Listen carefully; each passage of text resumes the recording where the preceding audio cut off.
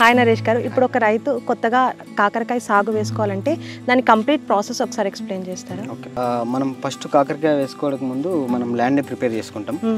Land prepare చేసుకున్న తర్వాత bed raise చేసుకుంటాం. మనం తగినట్టు బెడ్ రేజ్ చేసుకొని దాంట్లో బెడ్ పైన మనం వర్మి కంపోస్ట్, జీవామృత్. వర్మి కంపోస్ట్ ఎందుకు వేసుకుంటామంటే చెట్టు పెరుగుదలకు దాని డెవలప్మెంట్ కోసం ఉపయోగపడుతుందని మనం వేసుకుంటాం. అవన్నీ వేసుకున్న తర్వాత డ్రిప్ సెట్ చేసుకోవాలి. సెట్ చేసుకున్న తర్వాత మల్చింగ్ కవర్ వేసుకోవాలి. మల్చింగ్ కవర్ ఎందుకు వేసుకుంటామంటే మనం వీడ్ సపరేట్ చేస్తాం. ఇంకోటి సాయిల్ మాయిశ్చర్ రిటెన్షన్ చేసుకుంటుంది మల్చింగ్ కవర్ వేసుకోవడం వల్ల. ఇంకా మల్చింగ్ కవర్ వేసుకున్న తర్వాత మనకి ఏ డిస్టెన్స్లో ఎంత కావాలో మనం హోల్స్ పెట్టుకొని మనం సోయింగ్ అనేది చేసుకుంటాం. సోయింగ్ చేసుకున్న తర్వాత కూడా కొన్ని రావచ్చు, కొన్ని చనిపోవచ్చు, కొన్ని జంతువుల వల్ల పోవచ్చు. మనం అది మళ్ళీ గ్యాప్ ఫిల్లింగ్ చేసుకుంటాం. చేసుకున్న తర్వాత ప్లాంట్స్ అనేది గ్రో అవుతాయి.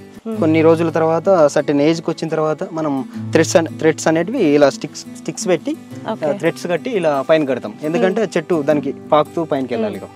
ఇంత సర్టెన్ ఏజ్కి వచ్చిన తర్వాత ఇలా పడుకుంటుంది దీనిపైన, పండిల్స్ పైన పడుకున్న తర్వాత మనం థిన్నింగ్ చేసుకుంటాం.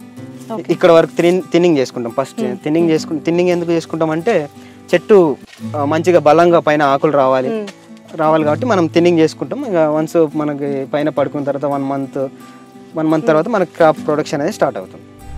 సో ఇప్పుడు ఒక చెట్టుకి అప్రాక్సిమేట్లీ ఎన్ని కాకరకాయలు వస్తాయండి? చెట్టుకి అప్రాక్సిమేట్లీ అంటే ఇనిషియల్ స్టేజ్లో మనకు 4 నుంచి 5 వస్తాయి.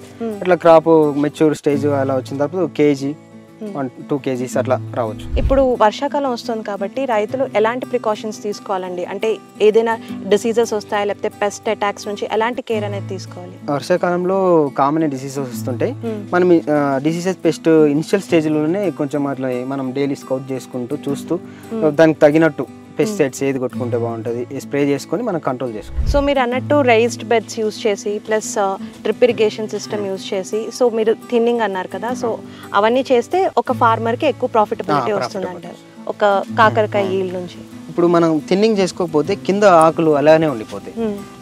మనం ఇచ్చే బలం మొత్తం ఆకులు కూడా తీసుకుంటాయి కదా. కొంచెం థిన్నింగ్ చేసుకుంటే పైన వచ్చే ఆకులకు కానీ ఈ ఫ్రూట్కి కానీ కొంచెం బలం అనేది వెళ్తుంది. సో ఇప్పుడు ఒక ఎకరం నుంచి ఒక కొత్తగా ఈ సాగు వేసుకునే రైతు ఎంత దిగుబడి ఎక్స్పెక్ట్ చేయొచ్చు? 25 నుంచి 30 టన్స్ తీయగలం.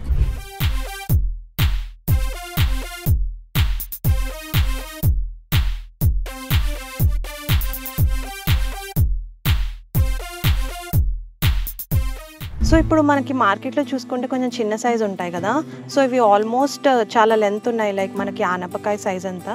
సో వీటిని ఏ వెరైటీ అంటారు అండ్ ఇవి సో చేయడం వల్ల ఫార్మర్స్కి అడ్వాంటేజెస్ ఏంటి? ఇది Syngenta company Asmita variety. Okay, ఇవనేది చాలా లాంగ్గా వస్తున్నాయి. ఈ వెరైటీ చాలా మంచిగా ఉంది. ప్రొడక్షన్ మన క్వాంటిటీ మనం అనుకున్నంత కూడా తీయగలం. హైట్ మనకు అట్రాక్షన్ కూడా బాగుంటుంది. ఇంత హైట్ మనకు టన్నేజ్ ఇంత సైజు ఉండడం వల్ల మనకు టన్నేజ్ కూడా మంచిగా వస్తుంది. యాక్చువల్లీ కాకరకాయ అనేది చిన్న వెరైటీ ఉంటుంది, చిన్న సైజ్ వెరైటీని బట్టి ఉంటాయి. బట్ ఈ వెరైటీ అయితే మనకు లాంగ్ బాగా వచ్చింది అనమాట. మనకు సోరకాయ కానీ బీరకాయ వచ్చినట్టు సైజ్, అదే సైజ్ లో. సో ఇది ఫార్మర్స్కి ఎక్కువ ప్రాఫిటబుల్గా ఉంటుంది.